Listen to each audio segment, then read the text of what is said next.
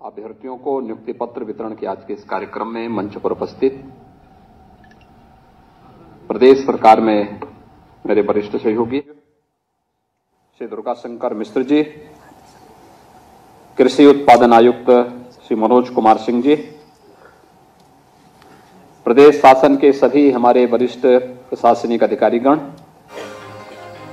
नवनियुक्त विभिन्न विभागों के सभी अभ्यर्थीगण और उपस्थित भाइयों बहनों, एक साथ उत्तर प्रदेश सरकार को लगभग 13-14 विभागों को 795 अधिकारी और कार्मिक प्राप्त हो रहे हैं। मैं इस अवसर पर आप सबके चयन के लिए आपको बधाई देते हुए आप सभी का उत्तर प्रदेश के प्रशासन का हिस्सा बनने के लिए हृदय से अभिनंदन करता हूं। उत्तर प्रदेश में कार्य करना देश के किसी भी अधिकारी और कार्मिक को के लिए गौरव की बात होती है। यह मान्यता है कि जिस अधिकारी और जिस कर्मचारी ने उत्तर प्रदेश के अंदर कार्य किया और यहां पर ईमानदारी के साथ अपने कर्तव्यों का निर्वहन किया, वह देश और दुनिया के अंदर कहीं भी सफलता के नए झंडे गाड़ सकता है। ये उत्तर प्रदेश की प्रशासनिक तबके के बारे में और यहां कार्य करने वाले कार्मिकों के बारे में यह धारणा है। और यह धारणा इसलिए है क्योंकि देश की सबसे बड़ी आबादी का राज्य है, 25 करोड़ की आबादी, और 25 करोड़ की आबादी की इतनी बड़ी आबादी के बीच में शासन की योजनाओं को पहुंचाना, इतनी बड़ी आबादी के सामने पूरी पारदर्शी तरीके के साथ अपनी कार्य पद्धति के माध्यम से कुछ मूल्यों और आदर्शों की स्थापना करके अन्य लोगों को उस दिशा में प्रेरित करना एक बड़ा दायित्व है। शासन और जनमानस के बीच में एक महत्वपूर्ण कड़ी प्रशासन और उससे जुड़े हुए कार्मिक होते हैं। जितनी तत्परता और ईमानदारी के साथ यह सेतु का कार्य करते हुए अपने कर्तव्यों का निर्वहन करे, शासन की छवि आम जनमानस के सामने उतनी ही अच्छी होती है और शासन की योजनाओं का लाभ आम जनमानस को उतनी ही तत्परता के साथ, उतनी ही पारदर्शी तरीके के साथ मिलता हुआ दिखाई देता है। और मुझे कहने में कोई संकोच नहीं कि विगत 6 वर्ष के अंदर हमारी प्रशासनिक टीम ने शासन के साथ, जनप्रतिनिधियों के साथ मिलकर के केंद्र और राज्य शासन की योजनाओं का 100% लाभ आम जनमानस तक पहुंचाने का कार्य किया। आज इसके परिणाम भी देखने को मिलते हैं। 2 करोड़ 61 लाख से अधिक गरीबों को शौचालय मिल जाना, 54 लाख गरीबों को एक आवास उपलब्ध हो जाना,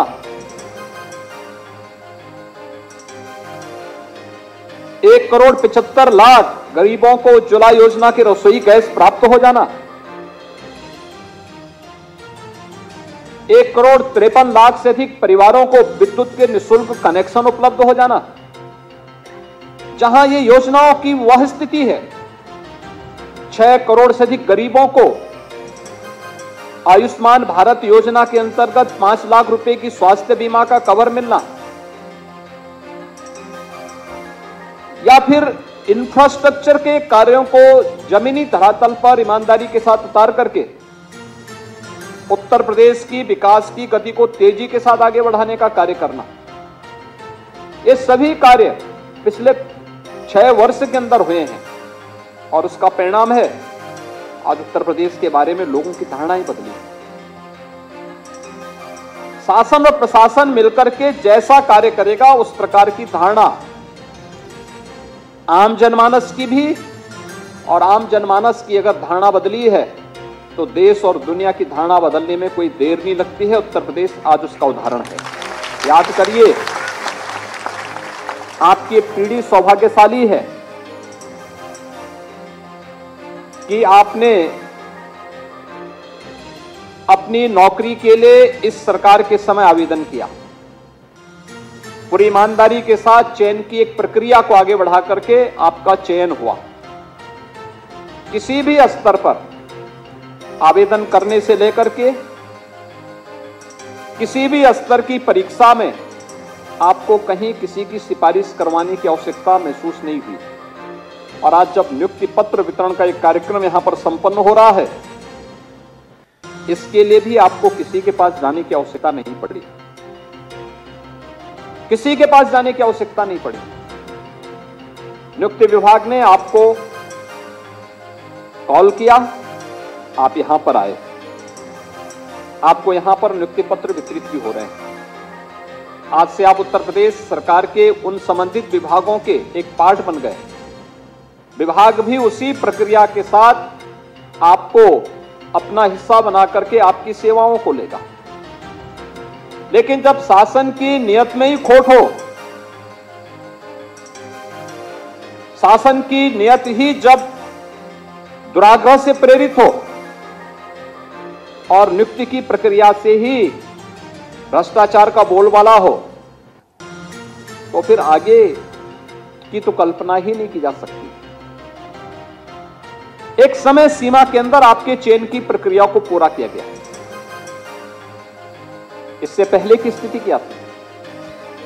2017 में, मार्च 2017 में जब हम लोगों ने शासन की बागडोर संभाली थी, हर एक विभाग में पद खाली पड़े थे। अकेले उत्तर प्रदेश पुलिस में ही 1,64,000 पुलिस कार्मिकों की भर्ती की प्रक्रिया को हमने 6 वर्ष के अंदर पूरा किया है। 1,64,000, अनुमान कर सकते हैं कि पुलिस के कर्मी नहीं थे। जब पुलिस कर्मी नहीं होंगे तो सुरक्षा की स्थिति तो खराब रहनी थी। पीएसी जो सांप्रदायिक दंगों को रोकती है, हर एक उस समय जब भी प्रदेश की सुरक्षा पे किसी ने सेंध लगाने का प्रयास किया, उन बहादुर जवानों ने सदैव अपनी जान की परवाह किए बगैर प्रदेश की सुरक्षा में सेंध नहीं लगने दिया। 54 कंपनियां पीएसी की समाप्त कर दी गई थी। भर्ती नहीं हो रही थी क्योंकि भर्ती की प्रक्रिया, चाहे वह शिक्षा का हो, चाहे वह सुरक्षा से जुड़ी हुई हमारी पुलिस महकमे का हो या विभिन्न विभागों का हो, ये भर्ती इसलिए नहीं पूरी हो पाती थी क्योंकि भर्ती की प्रक्रिया प्रारंभ होते ही एक तो जितने भी आयोग थे, उन सभी चयन आयोगों के ऊपर प्रश्न चिन्ह लगे हुए थे। आप जैसे युवाओं को उस समय आंदोलन करना पड़ता था, सत्र के पहले धरना प्रदर्शन, दुर्भाग्य से कुछ युवाओं को आत्महत्या तक करनी पड़ी थी क्योंकि चयन की प्रक्रिया पारदर्शी नहीं थी, ईमानदारी पूर्वक नहीं थी, भाई भतीजेवाद का बोलबाला था, पैसे का लेन देन होता था।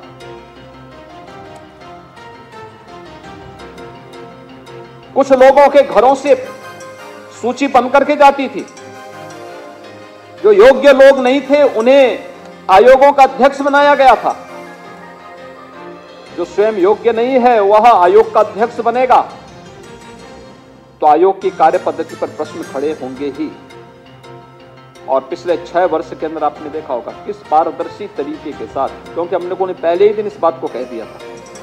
जब विभिन्न आयोगों के साथ मेरी बैठक हुई थी, मैंने इस बात को कहा था, मैंने कहा अगर यूपी के किसी नौजवान के साथ कोई भेदभाव हुआ, उसके जीवन के साथ खिलवाड़ हुआ, तो याद करना खिलवाड़ करने वाला अपनी पूरी जीवन फिर जेल के अंदर सड़ाएगा और जेल के अंदर हम उसे इस स्थिति में पहुंचाएंगे कि आने वाले समय में फिर वह उसके खानदान का कोई व्यक्ति सेवा में, शासकीय सेवा में या किसी इस प्रकार के आयोग में आने का फिर साहस नहीं कर पाएगा। और उस समय जब कार्रवाई प्रारंभ हुई, आज आप देखते होंगे उत्तर प्रदेश देश का एकमात्र ऐसा राज्य है जिसने अपने यहाँ चयन की प्रक्रिया में पारदर्शिता के साथ साथ जब कहीं कोई टेस्ट भी होता है तो जो मुन्ना भाई जाते थे पहले सॉल्वर के रूप में, इनका भी अब आपने देखा होगा पहले ही उन सबको उठा लिया जाता है। बहुत सारे लोगों को परेशानी होती है उसमें भी, लेकिन इस प्रक्रिया के लिए आवश्यक था कि उत्तर प्रदेश के नौजवानों को हम एक स्वच्छ और पारदर्शी तरीके के साथ, स्वच्छतापूर्ण तरीके के साथ उसकी योग्यता के अनुसार शासन की विभिन्न सेवाओं में स्थान दे सके। जो उत्तर प्रदेश का नौजवान पहले अपनी पहचान के संकट से गुजर रहा था, उसकी इच्छा होती थी हम भी यहां कार्य करें, या देश के नौजवान के मन में एक भाव आता था हम भी यहां कार्य करें, लेकिन उसका चयन नहीं होता था, उसके साथ भेदभाव होता था। आज उसका चयन हो रहा है और कोई भी नौजवान उत्तर प्रदेश में आएगा हमें उसका स्वागत करना चाहिए। उसकी प्रतिभा का, उसकी ऊर्जा का लाभ उत्तर प्रदेश की जनता को प्राप्त होगा। प्रशासन की गति को बढ़ाने और शासन की योजनाओं को जमीनी धरातल तक पहुंचाने में हमें उनके माध्यम से मदद मिलेगी और ये कार्यक्रम अनवरत रूप से हमारा आगे बढ़ रहा है। ये लगातार इन कार्यक्रमों को आगे बढ़ाने में हमें एक और जहां मदद मिल रही है, वहीं उत्तर प्रदेश की छवि को भी इन 6 वर्षों के अंदर सुधार करके आज उत्तर प्रदेश का कोई नौजवान उत्तर प्रदेश के बाहर जाएगा, उत्तर प्रदेश के बारे में धारणा बहुत अच्छी बन चुकी है। अब कोई उत्तर प्रदेश पर प्रश्न नहीं खड़ा कर सकता, क्योंकि यहां की कार्य पद्धति ने उन सभी प्रश्नों का उत्तर दे दिया है और उत्तर प्रदेश आज विकास की एक नई ऊंचाई की ओर प्राप्त कर रहा है। आदरणीय प्रधानमंत्री जी ने जो मानक तय किए हैं देश के अंदर, आज दुनिया भारत की ओर देख रही है। प्रधानमंत्री मोदी जी के नेतृत्व में शासन की कार्य पद्धति की स्वच्छता और पारदर्शिता सबके सामने है। ये मिशन रोजगार का कार्यक्रम भी उन्हीं की प्रेरणा से हम लोग लगातार पिछले 2 वर्षों से आयोजित कर रहे हैं और उसी क्रम में हम अपने इन युवाओं को शासन की सेवा का हिस्सा बना करके उन्हें एक लोक सेवक के रूप में उनके उत्तरदायित्वों को कार्य करने के लिए प्रेरित करने के लिए आयोजित होता है। आज जब यहां पर हम बैठे हैं, आप देख सकते हैं हमारे 2 अधिकारी यहां मंच पर हैं। एक प्रदेश के मुख्य सचिव, उनको प्रशासनिक सेवा में 39 वर्ष हो गए हैं। अब देख सकते हैं 39 वर्ष, 1984 में आईएएस के लिए उनका चयन हुआ, ट्रेनिंग के बाद उस सेवा में आ गए। राज्य और भारत सरकार की सेवा करते करते 39 वर्षों से वे लगातार कार्य कर रहे हैं। आज प्रशासनिक सेवा के सर्वोच्च पद पर बैठे हैं। इसलिए बैठे हैं क्योंकि पूरी निष्ठा, पूरी ईमानदारी के साथ उन्होंने कार्य किया। निर्णय लेने में, सकारात्मक निर्णय लेने में, जनहित में निर्णय लेने में कहीं संकोच नहीं किया। जो दायित्व शासन ने दिया, पूरी ईमानदारी के साथ उसका निर्वहन किया। परिणाम है 39 वर्षों की उनकी सेवा आपके सामने एक उदाहरण है। कृषि उत्पादन आयुक्त लगातार 35 वर्ष से उत्तर प्रदेश शासन की सेवा में और भारत सरकार की सेवा में कार्य कर रहे हैं। आप अनुमान कर सकते हैं कि इतनी लंबी सेवा अलग अलग पदों पर रहते हुए पूरी ईमानदारी के साथ करते हुए और जो भी दायित्व दिया गया पूरी ईमानदारी के साथ उसको एक परिणाम तक पहुंचा देना, तब वह आज इस स्थिति में पहुंचे हैं कि आज के युवाओं के लिए एक रोल मॉडल बन सकते हैं। प्रशासन की सेवा में जाकर के जिन लोगों को अपने जीवन को आगे बढ़ाने के लिए एक अवसर होता है, और कौन ऐसा अभिभावक होगा जो न चाहता हो कि मेरे परिवार का लड़का, मेरे परिवार की लड़की, हमारी बेटी या हमारा बेटा यह किसी अच्छी सेवा में जाकर के न केवल घर परिवार की बल्कि समाज की सेवा भी करे। कौन नहीं चाहता होगा, हर व्यक्ति चाहता होगा। और उन स्थितियों में उनके लिए अधिकारी एक रोल मॉडल है, जिनके सामने ये बताया जा सकता है कि हाँ, और यहां पर बैठे हमारे तमाम प्रशासनिक अधिकारी, किसी को 34 वर्ष हो गया, किसी को 33 वर्ष हो गया, किसी को 32 वर्ष से लगातार अपने फील्ड में कार्य करते हुए अच्छे कैरियर के साथ अलग अलग जिले में, जिला, उप जिला, वहां पर ज्वाइंट मजिस्ट्रेट के रूप में, फिर सीडीओ के रूप में, कुछ लोगों को नगर आयुक्त के रूप में या फिर उपाध्यक्ष विकास प्राधिकरणों के रूप में कार्य करते हुए, फिर मंडलायुक्त के रूप में कार्य करते हुए, जिलाधिकारी और मंडलायुक्त के रूप में कार्य करते हुए, प्रदेश और भारत सरकार के विभिन्न विभागों में कार्य करते हुए आज कोई प्रमुख सचिव है, कोई अपर मुख्य सचिव है, अलग अलग पदों पर कार्य कर रहे हैं। व्यक्ति तभी आगे बढ़ पाता है जब उसकी नियत साफ हो, कार्य करने का एक जज्बा हो, पूरी ईमानदारी को जीवन का हिस्सा बना करके जब वह आगे बढ़ना चाहता है तो फिर सफलता उसके साथ साथ साथ चलती है। और यही आपके सामने भी है। आपको भी यही करना है। आपको भी एक लंबी दूरी तय करनी है, और ये लंबी दूरी तभी आप तय कर पाएंगे जब पूरी ईमानदारी और निष्ठा के साथ पहले दिन से तय करें। उत्तर प्रदेश शासन का हिस्सा बने हैं, प्रशासन का हिस्सा बने हैं। जहां मुझे नियुक्ति मिलेगी मैं वहां जाकर के ईमानदारी के साथ कार्य करूंगा या कार्य करूंगी। मुझे ट्रांसफर पोस्टिंग की कोई सिफारिश नहीं करानी। जहां मुझे शासन भेजेगा, आपकी कार्य पद्धति आपको किसी भी जगह पर सेवा करने का एक अवसर देगी, और जो कार्य सौंपा जाए पूरी ईमानदारी के साथ। अगर आपको आपके बॉस ने कहा कि इस कार्य को करना है तो उस कार्य को आपको ही करना है। ऐसा नहीं कि आप फिर अपने अधीनस्थ किसी को जिम्मेदारी सौंपे। अक्सर होता है ये कि एक ने कहा कि भाई इस कार्य को करना है, फिर वो दूसरे को बोलता है, फिर तीसरे को बोलता है, और वो चेन ऐसे बनती है कि फिर वो कार्य कभी नहीं होता। जिसको सौंपा जाए वही उस कार्य के परिणाम को लेकर के जवाबदेही भी बने। कार्य की पद्धति में सफलता के लिए, परिणाम तक पहुंचाने के लिए उसको एक ऑनरशिप चाहिए। कोई व्यक्ति ऑन करे कि हाँ मैं इसकी जिम्मेदारी ले रहा हूं, मैं इसको पूरा करूंगा। आम जनमानस तक शासन की योजनाओं को पहुंचाना होगा। अलग अलग विभागों में आपको कार्य करने का अवसर प्राप्त होगा। इसमें खाद्य और रसद विभाग में ही पूर्ति निरीक्षक के रूप में 175 और विपणन निरीक्षक के रूप में 159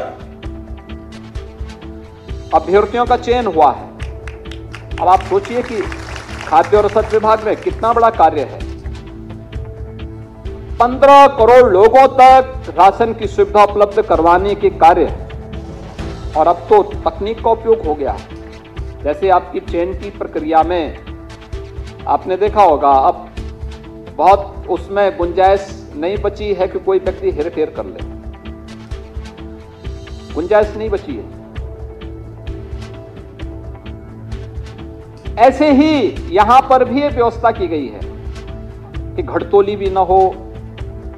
जिसका राशन कार्ड है वही राशन प्राप्त करे। कहीं भी राशन बीच से इधर उधर नहीं होने पाएगा, या प्रोक्योरमेंट की व्यवस्था को भी हम उसी तरीके से संपन्न कर पाएंगे।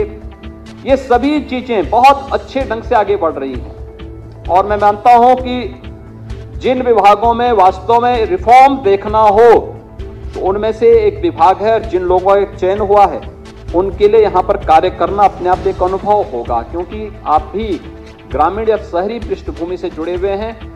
और अधिकतर लोग, एक समय ये जरूर रहा है कि वो किसी न किसी प्रकार से फेयर प्राइस शॉप पर किसी न किसी प्रकार से उनकी निर्भरता रही है। कोई राशन खरीदने के लिए, कभी कोई जब तक उज्ज्वला योजना के कनेक्शन नहीं मिले थे, केरोसिन के लिए कोई किसी व्यक्ति को किसी अन्य पर निर्भरता रहती थी। लेकिन आज आप देखेंगे कि कार्य पद्धति में कितना परिवर्तन हुआ है। ये लगातार कार्य किया गया। एक गरीब को शासन की योजना का लाभ मिले, उसके लिए रिफॉर्म आवश्यक है और आज उसका लाभ प्राप्त होता हुआ दिखाई दे रहा है। ऐसे ही नगर विकास विभाग में अधिशासी अधिकारी के रूप में 94 अधिकारी और 2 राजस्व निरीक्षक यानी राजस्व निरीक्षक के रूप में 21 अभ्यर्थियों का चयन हुआ है। अधिशासी अधिकारी नगरीय विकास, यह अर्थव्यवस्था को मजबूती प्रदान करता है और तेजी के साथ उत्तर प्रदेश के अंदर यह कार्य हुआ है। नगरीय विकास वहीं होगा जहां पलायन नहीं होगा और उत्तर प्रदेश के अंदर विकास की प्रक्रिया पटरी सही लाइन पर आगे बढ़ी है, तो आज परिणाम हम सबके सामने है। और ये चयन की प्रक्रिया, हमने नए नगर निकाय बनाए, पिछले 6 वर्ष के अंदर 200 से अधिक नगर निकाय बने हैं, उसमें अधिशासी अधिकारी नहीं थे। हमने कहीं एसडीएम को, कहीं पर किसी अन्य प्रकार से किसी को चार्ज देकर के इस कार्य को आगे बढ़ाया। 94 नए अधिशासी अधिकारी चयन हो रहे हैं और राजस्व निरीक्षक के रूप में 21। नगरीय सेवा सबको चाहिए, लेकिन टैक्स लोग देना चाहते थे, कोई वसूली करने वाला नहीं। यद्यपि विभाग उस दिशा में टेक्नोलॉजी का उपयोग कर रहा है, लेकिन इन राजस्व निरीक्षकों की बड़ी आवश्यकता इसमें पड़ेगी। सहायक चकबंदी अधिकारी के रूप में 79 लोगों का चयन हुआ है। राजस्व विभाग एक बड़ी भूमिका का निर्वहन करता है एक सामान्य किसान के लिए, छोटी छोटी जोत को एकजुट करने का एक अभिनव प्रयास, और इसमें चकबंदी अधिकारी के रूप में बड़ी अच्छी सेवा वहां पर लोगों को दे सकते हैं। यहां पर भी इसकी आवश्यकता बहुत दिनों से महसूस की जा रही थी। उद्यान एवं खाद्य प्रसंस्करण विभाग में 70 सहायक उद्यान निरीक्षक का चयन भी हुआ है। उद्यान विभाग किसानों की आमदनी को कई गुना बढ़ाने में इनकी बड़ी भूमिका हो सकती है, बहुत बड़ी भूमिका हो सकती है। और उस पर यहां पर खाद्य प्रसंस्करण भी उसमें हुआ है। आबकारी निरीक्षक के रूप में 12 का चयन हुआ है। इसमें भी एक्साइज ने पिछले 6 वर्ष के अंदर अपनी आमदनी को कई गुना बढ़ाया है, लगभग 3 गुना से अधिक बढ़ाया है। और मान कर सकते हैं 12,000 का रेवेन्यू आज इनका बढ़ करके लगभग 45,000 करोड़ तक पहुंच रहा है। ये दिखता है कि कार्य जब हुआ, यानी ये सब लीकेजेस था और उसको दूर करने में ये आबकारी निरीक्षक कार्य करेंगे। श्रम और सेवा योजना में श्रमिकों के लिए श्रम और परिवर्तन अधिकारी के रूप में 5 और चिकित्सा अधिकारी के रूप में 23 का चयन हुआ है। बहुत बड़ा कार्य हो सकता है श्रमिकों के लिए, रजिस्टर्ड श्रमिक। इस बार हम 18 अटल आवासीय विद्यालय उन रजिस्टर्ड श्रमिकों के बच्चों के लिए बना भी रहे हैं, इसी सत्र में प्रारंभ होने जा रहे हैं। आप सोचिए, श्रमिक खानाबदोश की जिंदगी जीवन यापन करता था, बच्चे नहीं पढ़ पाते थे, क्षति उस परिवार को तो थी ही, साथ साथ एक राष्ट्रीय क्षति थी। आज वे बच्चे भी पढ़ लेंगे, क्योंकि उन बच्चों को ले जाकर के स्कूल में भर्ती करा करके उनकी आवासीय सुविधा और वहां पे सारी प्रकार हर प्रकार की सुविधा सरकार उपलब्ध करवाएगी। और पहले चरण में 18 अटल आवासीय विद्यालय हम लोग बना रहे हैं और फिर इसी तर्ज पर फिर बेसिक और माध्यमिक शिक्षा विभाग भी अलग अलग जनपदों में इस प्रकार के अच्छे विद्यालय बना